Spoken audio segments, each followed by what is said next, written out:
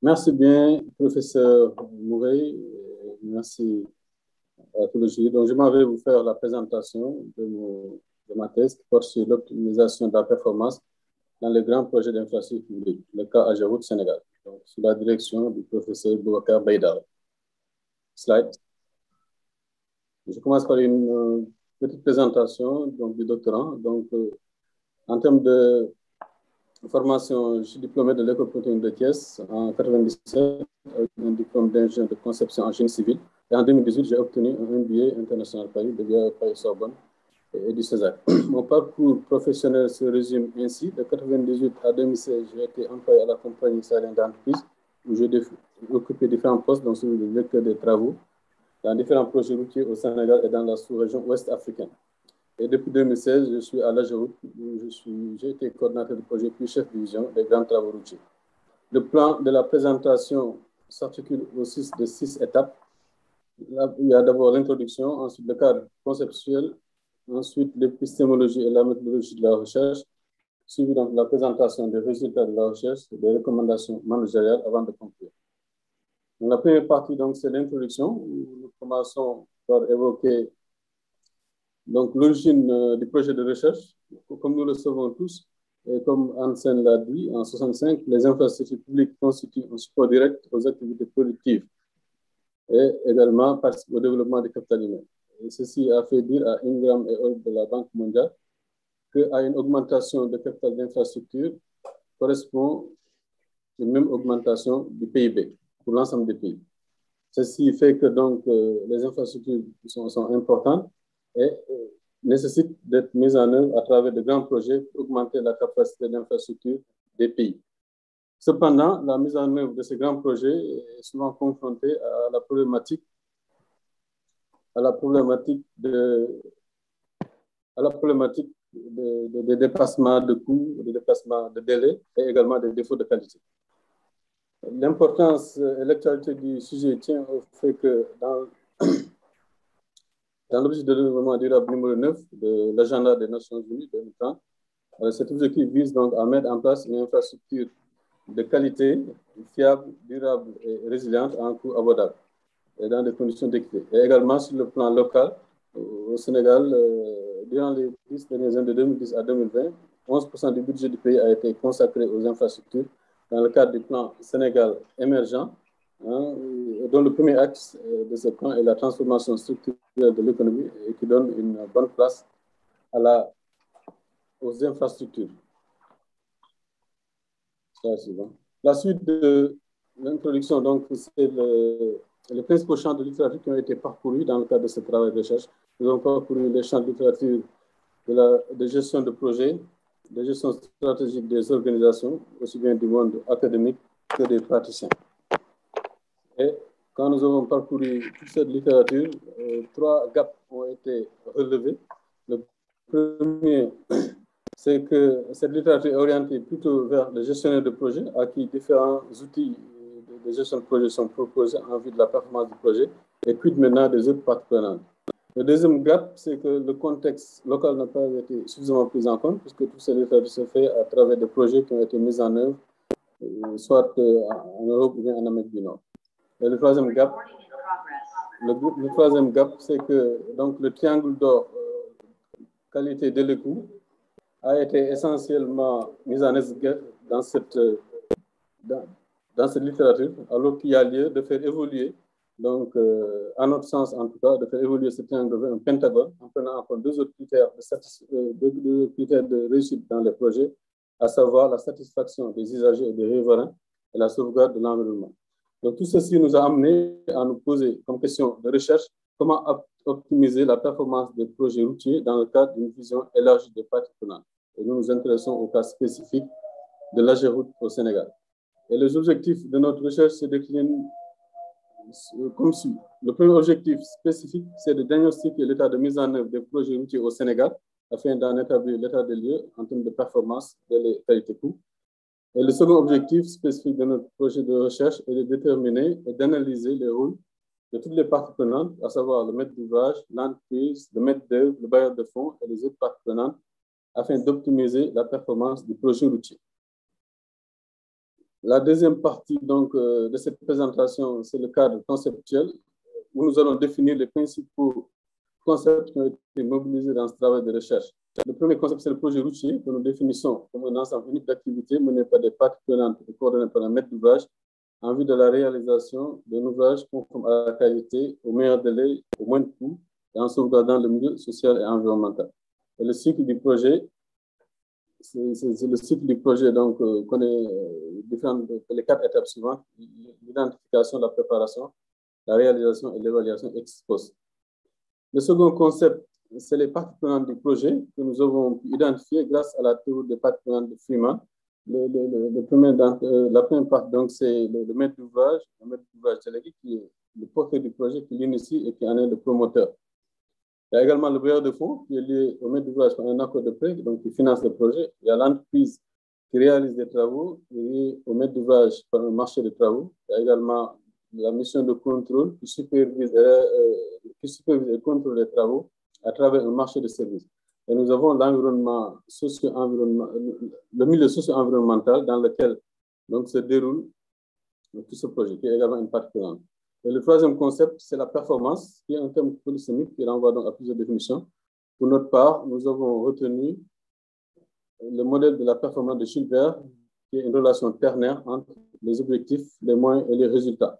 Et cette performance se mesure sur différents axes, dont l'axe de l'efficacité, qui met en rapport les résultats par rapport aux objectifs, l'axe de l'efficience qui met en rapport les moyens par rapport aux résultats et l'axe de la pertinence qui met en rapport les moyens par rapport aux objectifs.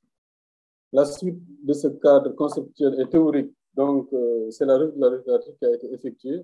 Donc, nous avons évoqué tantôt le champ littéraire de gestion de projet à travers le courant mécaniste porté par le Project Management Institute avec son corpus de connaissances en gestion de projet qui donne des outils classiques de management de projet, de planification, de contrôle de coûts, etc. Et nous avons également le courant d'ingénierie concurrente avec des outils soft de négociation et de partenariat qui donnent également des outils de gestion de projet en vue d'atteindre la performance. À côté de cette littérature, il y a également la littérature sur la gestion stratégique des organisations, notamment les différentes théories de parties prenantes, théories des ressources et des compétences, théorie de la contingence et théorie de transaction. Et toutes ces théories donnent également des postulats qui permettent aux organisations des parties prenantes alors d'être performantes et d'impacter positivement la performance du projet. À côté de cette littérature classique, nous avons également visité des travaux d'auteurs locaux qui ont travaillé sur le sujet, et notamment Soumaré qui a travaillé sur les performances des projets de développement international, et également Ndiaye, en 2017, qui a travaillé sur les facteurs de risque dans la gestion des projets de développement au Sénégal. Après le cadre théorique, donc la suite, c'est l'épistémologie et la méthodologie de la recherche. Notre paradigme de recherche, c'est le constructivisme pragmatique. Et le type de raisonnement que nous avons choisi, c'est l'abduction, qui est une voie intermédiaire entre l'approche hypothético-déductive et l'induction. Et à côté du type de raisonnement, nous avons choisi donc deux méthodologies. Une méthodologie quantitative, qui a permis donc de faire le diagnostic de la performance des projets routiers, et une méthodologie qualitative en vue de la détermination des rôles des parties prenantes. Donc la méthodologie se décline en 3 étapes. Donc, la première étape de la méthodologie, c'est d'abord le diagnostic de la performance des projets routiers en vue de la description de la problématique que nous cherchons à résoudre. Et là, nous avons commencé cette étape par une analyse du contexte local à travers l'outil PESTEL, qui permet donc d'analyser l'environnement politique, économique, social, technologique, environnemental et légal dans lequel les projets se déroulent. Et dans un second temps, nous avons fait le diagnostic des résultats de l'exécution de 41 grands projets routiers réalisés par l'AGEROUTE de 2007 à 2016. Et toutes ces données collectées ont été donc traitées à travers le logiciel DataView by Sphinx, et qui a permis donc de mener la description de la problématique. La seconde étape de la méthodologie, c'est l'enquête empirique pour comprendre la problématique. Et cette enquête s'est appuyée sur un guide d'entretien que nous avons élaboré pour mener donc 34 entretiens semi-directifs avec l'ensemble des représentants des parties prenantes des projets routiers. Ces entretiens se sont déroulés de avril à décembre 2019 et ont une durée de moins de 66 minutes, un peu plus d'une heure. Et la troisième étape maintenant de la méthodologie, après avoir décrit le problème et après l'avoir compris, La troisième étape, donc, c'est l'élaboration de propositions managériales en vue de transformer la situation problématique en une situation plus satisfaisante pour la plus grande part des parties prenantes. Et ceci s'est fait à travers d'abord la transcription intégrale des entretiens pour avoir des données textuelles. Et donc, ces données textuelles ont été traitées avec des techniques d'analyse de données textuelles et des analyses de contenu, analyse lexicale et analyse sémantique ont été menées afin de faire émerger donc, les thèmes managériaux relatifs au rôle de chacune des parties prenantes dans la performance du projet routier. Après cette partie, donc la quatrième partie, c'est la présentation des résultats. D'abord, pour l'approche quantitative, les résultats du diagnostic se présentent comme suit. Donc, ce premier graphique permet de voir la problématique du dépassement des délais dans les projets routiers, puisqu'on peut voir que 60% des projets ont connu des dépassements de délais supérieurs à 0,6 fois le délai initial. Voilà. Et sur le graphique suivant, on peut voir également que le dépassement de coûts est un problème réel dans la mise en œuvre des projets au Sénégal, puisqu'on peut voir sur le graphique que 60% des projets ont dépassé le coût initial de plus de 0,16 fois. Et il y a même près de 20% des projets qui ont dépassé le délai de plus de 0,32 fois. Sur le plan qualité, là aussi, on peut dire que 76% des projets ont été de bonne qualité, qualité moyenne pour 7,1% et plus de 17% de mauvaise qualité. Et là, il faut préciser que le critère qui a été utilisé pour la qualité des projets, c'est le nombre d'années au bout desquelles, après la mise en service, il y a eu de l'entretien lourd, de l'intervention. Et nous avons considéré que la qualité était mauvaise s'il y a eu des travaux d'entretien dans les 5 premières années après la mise en service de la route.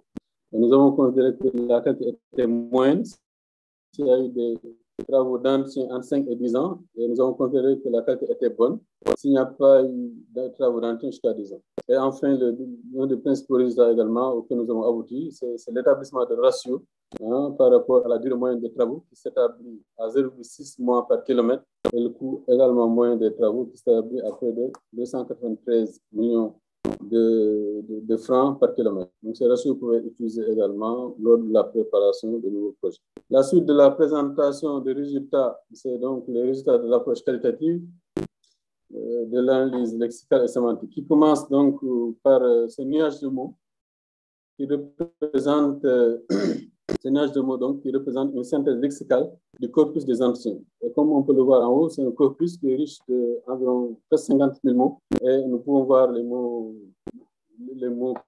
comme projet, entreprise. Donc la taille des mots est ici en cohérence avec la fréquence dans le corpus des entretiens.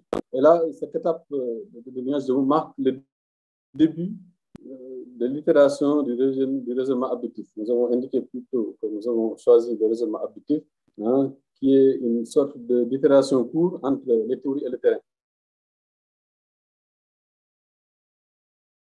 Et là, c'est le point de départ. Et à partir donc, de ce manuel, c'est un code personnel qui nous a permis donc, de coder l'ensemble des entretiens, qui ont été effectués. Et maintenant, à partir de ce code manuel que nous avons effectué, nous avons pu analyser l'ensemble du corpus textuel et ce qui a permis d'aboutir à la distribution des thèmes managériaux qui sont relatifs au rôle de chacune des parties prenantes dans le projet routier. Ici, nous avons montré juste un extrait du rôle du maître d'ouvrage. Et nous avons par exemple le suivi et l'obligation de rendre compte qui est revenu 77 fois, donc représentant 18% donc, des observations. Donc, au total, il y a eu 419 observations et les observations correspondent aux réponses données par les interviews. Voilà. Donc, la suite, à partir de cette distribution de thèmes, donc, nous avons élaboré les recommandations managériales que nous avons articulées à chacune des étapes du projet routier, du cycle du projet que nous avons cité un peu plus tôt. Donc, ici, à l'étape de l'identification du projet, les rôles qui sont attendus du maître d'ouvrage, c'est d'abord de faire preuve de leadership et de disposer de capacités, de prendre en compte l'alignement stratégique des objectifs et des intérêts de toutes les parties, et de prendre en compte également la planification stratégique et l'optimisation des investissements. Et tous ces rôles sont mis en relation également avec le critère de la performance qui est impacté, donc soit le délai de coût, la qualité, ou bien la satisfaction des usagers, des riverains et la sauvegarde de l'environnement. Et également l'axe de la performance qui est impacté, à savoir la pertinence, l'efficacité ou bien l'efficience. Pour le bailleur de fonds, à ce stade, ce qui est attendu, c'est de rendre disponible le financement et d'identifier les risques.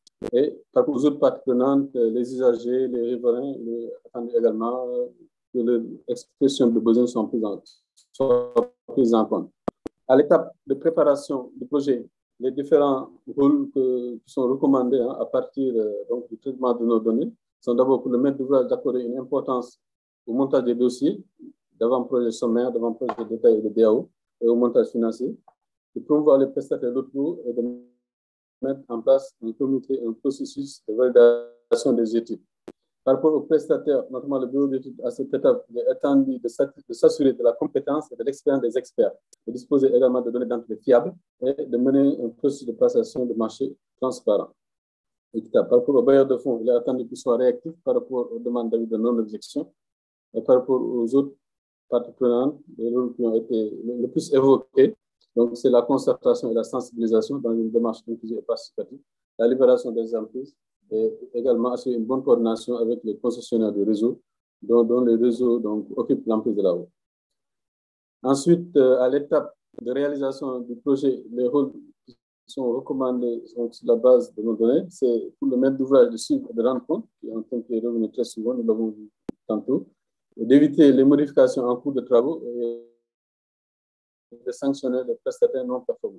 Le maître d'œuvre qui supervise les travaux, il est attendu qu'il s'assure de la compétence, de l'expertise et de l'intégrité du personnel de la mission de contrôle et de disposer de systèmes de management de la qualité et de l'appliquer. Pour l'entreprise, l'attente, c'est qu'il dispose d'une bonne organisation et des moyens humains et matériels requis. Il dispose également de capacités techniques et financières. Le bailleur de fonds, il est attendu qu'il effectue régulièrement des missions de supervision des audits techniques et financiers, de respecter les délais de traitement et de paiement des dépenses.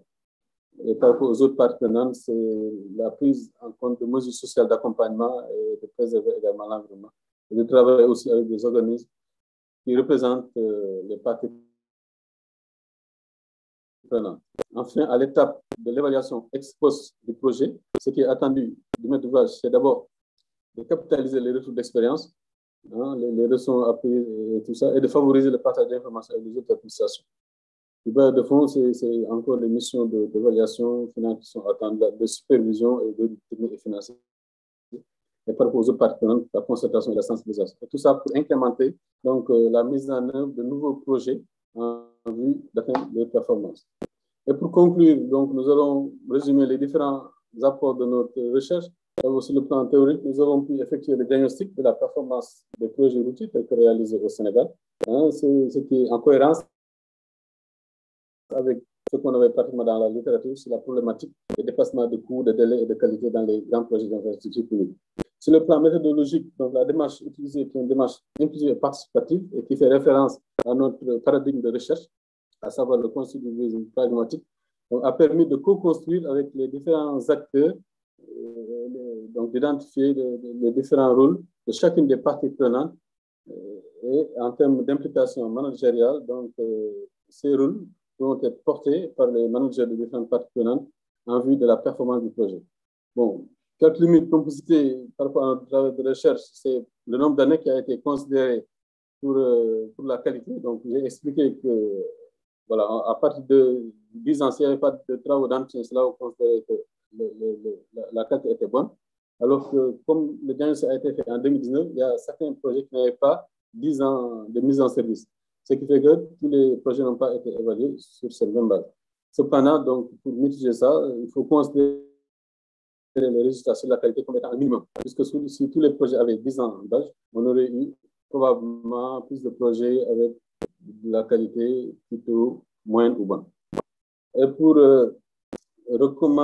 finir donc en termes de recherche future, nous pouvons dire que sur la base des travaux des résultats de notre recherche, on pourrait faire un focus group pour une plus grande légitimation des résultats. Les résultats pourraient être utilisés également comme hypothèse d'une recherche hypothético-déductive à travers une enquête quantitative impliquant un plus grand nombre de participants. Également, des recherches similaires pourraient être menées dans d'autres domaines comme les infrastructures publiques, comme l'énergie, l'hydraulique, aussi bien au Sénégal que dans les pays africains en un contexte similaire. Et pour finir, j'ai rappelé sur le dernier slide donc, le modèle de notre recherche qui représente à gauche la variable à expliquer sera la performance du projet routier qui est symbolisée par la route qui monte vers la qualité et les ronds rouges autour de qualité et délai, autour de coût et délai, pardon, pour indiquer l'interdiction de les dépasser. Et à droite, nous avons donc l'ensemble des variables explicatives de cette performance, à savoir les études, les prestataires, les maîtres d'ouvrage, les bailleurs de fonds et les autres parties. Voilà. Je vous remercie de votre aimable attention et reste à votre disposition pour recueillir vos commentaires et questions. Merci.